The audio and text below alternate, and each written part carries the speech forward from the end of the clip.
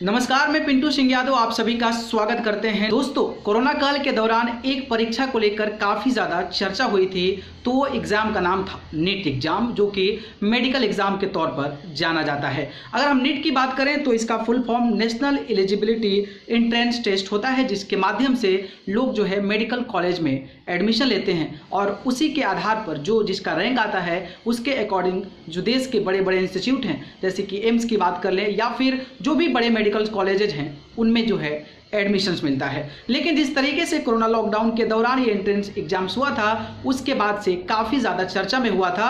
लेकिन supreme court के फटकार के बाद नीट का जो एग्ज़ाम है वो कहीं ना कहीं किसी भी सिचुएशन में कराया गया और अब जो है उसका रिजल्ट आ चुका है। जी हाँ, अगर हम बात करें तो नीट एग्ज़ाम इस बार अजूबा रहा। अजूबा इसलिए रहा क्योंकि एक ही प्रकार का नंबर पाने वाले दो अभ्यर्थी सामने आ गए। मतलब कि परीक्षा देने वाले कई लाखों छात्र, जैसे कि 15 लाख के करीब में नीट का लोग एग्जाम दिए थे, लेकिन जो उसमें सबसे बड़ा टॉपर, सबसे ज़्यादा नंबर वाला छात्र था, वो कहीं ना कहीं दो लोग हो गए और इसमें एक लड़की और एक लड़का शामिल है। जी, अगर हम बात करें तो नीट एग्जाम्स जो होता है वो 720 नंबर का होता है और 720 नंबर में जो टॉपर हैं, यानी कि शोएब आफ्ताब नाम है उनका, उन्होंने 720 नंबर पाया है। अगर वहीं अगर आकांक्षा सिंह की बात करें तो आकांक्षा सिंह ने भी 720 नंबर पाया है। मतलब ये हुआ कि दो कैंडिडेट ऐसे हैं जो सेम नंबर कहीं ना कहीं प्राप्त किए हैं। तो अब ये देखना दिलचस्प होगा कि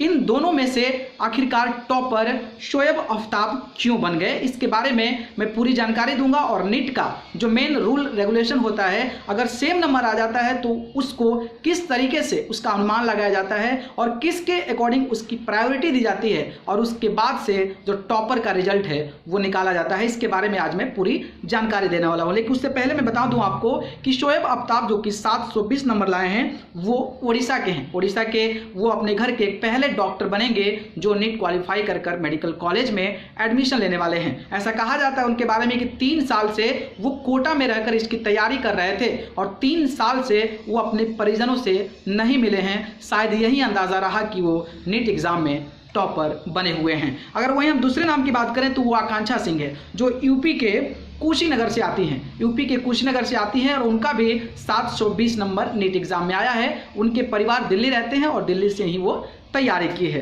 अब दोनों का सेम नंबर आया है, तो किस तरीके से जो नीट है वो इसको क्वालिफाइड करता है और किस तरीके से इसको कोरिलेट कर जो मेन टॉपर है उसका नाम अनाउंस करता है, तो उसके बारे में मैं जानकारी देने वाला हूं। तो सबसे पहले मैं बता दूं कि जो रिजल्ट नीट का जारी करती है उसका नाम है NTA, यानी कि नेशनल टेस्टिंग एजेंसी।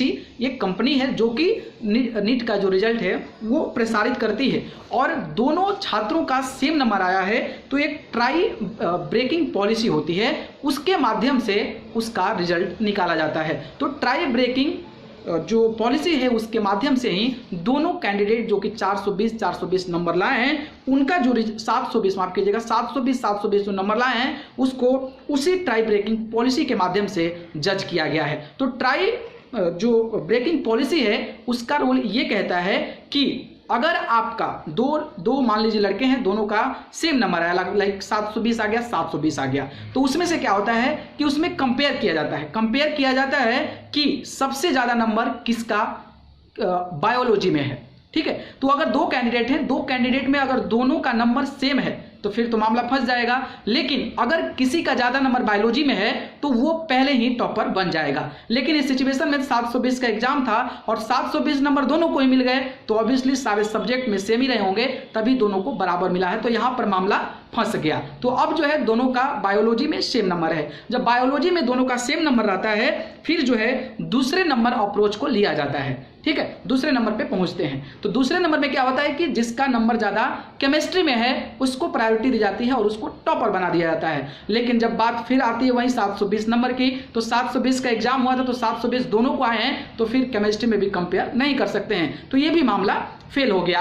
अब जो है तीसरे नंबर अप्रोच के लिए चलते हैं। तो तीसरे नंबर अप्रोच में चलते हैं तो ऐसा होता है कि कैंडिडेट का देखा जाता है कि सबसे ज़्यादा गलती किसका है और सबसे कम गलती किसका है। तो थर्ड अप्रोच में जब ये पकड़ा जाता है कि गलती किसी का ज़्यादा है तो उसको सेकेंड टॉपर बना दिया जाता है और जिसका कम होता है उसको फर्स्ट टॉपर बना दिया जाता है। लेकिन बात इसमें भी फंस गई, इसमें इसलिए फंस गई क्योंकि 720 नंबर का एग्जाम और 720 दोनों लाए हैं तो गलती तो किसी की होगी नहीं। तो फिर जो है चौथे नंबर अप्रोच पर चला जाएगा और चौथे नंबर अप्रोच पर क्या होता है और यही जो है आपका डिसीजन मेकिंग होता है। तो चौथे नंबर जो अप्रोच होता है उसमें यह होता है कि जिस कैंडिडेट का उम्र ज़्यादा है उसको प्रायोरिटी दी जाती है। मतलब ये हुआ कि जिसका दो टॉपर हैं और दोनों में जिसका उम्र ज़्यादा है उसको टॉपर बना दिया जाता है और जिसका उम्र कम है उसको सेकेंड टॉपर बना दिया जाता है। तो इस तरीके से नीट एग्जाम का जो रिजल्ट आया है वो इसलिए आया है और जो शोएब आफ्ताब हैं वो आकांक्षा सिंह से उम्र में बड़े थे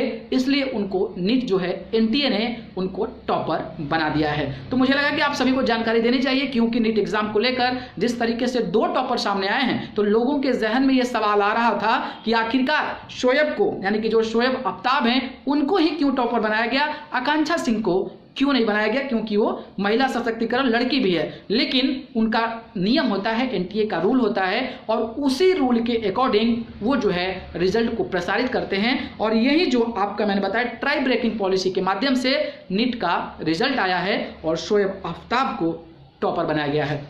तो दोस्तों मुझे लगा कि आप सभी को जानकारी देनी चाहिए तो मैं आपको जानकारी दे दिया हूँ। अगर ये वीडियो पसंद आई हो तो इसको लाइक कमेंट शेयर कीजिए और ज़्यादा से ज़्यादा लोगों के पास शेयर करें ताकि उनको भी पता चले कि आखिरकार शोएब आफ्ताब जो हैं वो नीट टॉपर कैसे बन गए। धन्यवाद।